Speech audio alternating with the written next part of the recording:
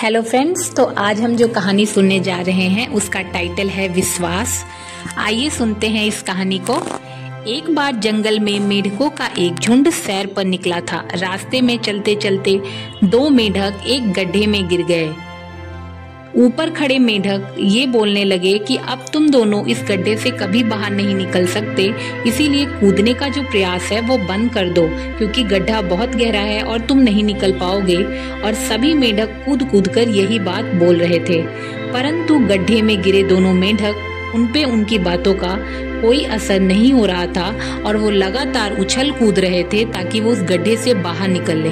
ऐसा करते करते कुछ टाइम बीत गया और फिर उनमें से एक मेढक के ऊपर चिल्ला रहे मेढकों की बातों का थोड़ा असर होने लगा और वो हार मानने लगा।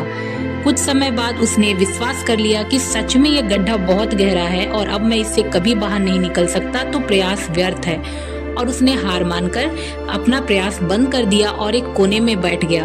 परंतु दूसरा जो मेढक था वो अभी भी लगातार प्रयास कर रहा था ताकि वो उस गड्ढे से बाहर निकल जाए और बहुत कोशिश कर रहा था, उछल रहा था, कूद रहा था। ऊपर खड़े मेढक बोलते कि क्या तुम बहरे हो, पागल हो, तुम्हें सुनाई नहीं देता? तुम इस गड्ढे से कभी बाहर नहीं निकल पाओगे, गड्ढा बहुत गहरा है। जब वो मेढक ऊपर खड़े अपने दोस्तों को कूदते हुए देखता तो अपना प्रयास और जारी रखता और कूदने लगता ताकि वो उस गड्ढे से बाहर निकल पाए। अंततः हुआ ये कि एक लंबी छलांग के बाद वो उस गड्ढे से बाहर निकल आया।